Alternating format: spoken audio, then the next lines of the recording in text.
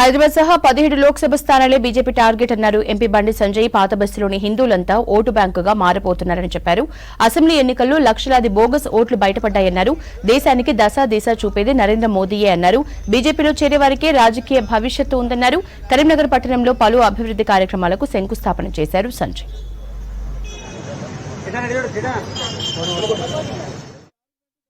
ఏ survey చేసినప్పుడు కూడా తెలంగాణ రాష్ట్రంలో మేము 17 స్థానాలు గెలవబోతున్నాం.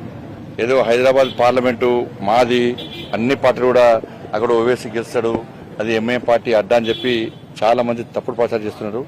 మొన్న జరిగినటువంటి ఎన్నికల ఫలితాల తర్వాత, అక్కడ శాసనసభ ఎన్నికల్లో వచ్చిన ఫలితాలు చూసిన తర్వాత ఇలా పాత బస్తీలో ఆ ప్రాంతాల మొత్తం కూడా హిందువులందరూ ఓటు బ్యాంక్గా మారబోతున్నారు. ఇవాళ హైదరాబాద్ పార్లమెంటు స్థానంలో కూడా అక్రమంగా ఓట్లను చేర్చే ప్రయత్నం చేశారు. ఈ రాష్ట్రానికి సంబంధించిన, ఆ రాష్ట్రానికి సంబంధించిన, ఈ జిల్లాని, ఆ జిల్లాని అన్ని ఓట్లు తీసుకొచ్చేయాలి. దాదాపు లక్షల ఓట్లు తప్పుడు ఓట్లు నమోదు చేసేవాళ్ళు దాన్ని గుర్తించినాం.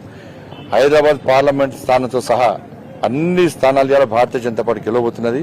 కాంగ్రెస్ పార్టీకి అభ్యర్థి లేరు, బీఆర్ఎస్ పార్టీ అడ్రస్ గెలుతుంది. ఆ పార్టీలకు వేస్తే ఫాయిదా లేదని చెప్పి ప్రజలు గమనిస్తున్నారు. తెలంగాణ రాష్ట్రం అప్పులపాలైంది, అభివృద్ధి జరగాలి, నిధులు రావాలి. నిధులు రావంటే కేంద్రంలో తిరిగి నరేంద్ర మోడీ ప్రభుత్వం ఏర్పడబోతున్న విషయం వాస్తవం, అన్ని సర్వేలు చెప్తున్నాయి. ఇటువంటి పరిస్థితుల్లో మనం వేరే పార్టీకి ఓటేసి ఎందుకు మన ఓటును వృధా చేసుకోవాలని చెప్పి తెలంగాణ సమాజం ఆలోచిస్తున్నది. సరే, అసెంబ్లీ ఎన్నికల్లో గతంలో ఆలోచించారు. అసెంబ్లీ ఎన్నికల సందర్భం కూడా ప్రజలు నిర్ణయించుకున్నారు. సరే, ఈసారి మేము బీఆర్ఎస్ పార్టీ వ్యతిరేకంగా నిర్ణయించుకున్నాం, కాంగ్రెస్ పార్టీ ఓటేస్తున్నాం. పార్లమెంట్ లో మాత్రం ఎట్టి బస్సులో భారతీయ జనతా పార్టీ ఓటేస్తాం, మోడీ గారిని తిరిగి ప్రధానమంత్రి చేస్తామని చెప్పి ఎన్నికల ముందే చెప్పడం జరిగింది. దాని తర్వాత అయోధ్య పరిణామాలు కానీ, దేశంలో ఉన్నటువంటి రాజకీయ వాతావరణం చూసిన తర్వాత కూడా ఎట్టి బస్సులో పూర్తి స్థానాలు మేము గెలవబోతున్నాం.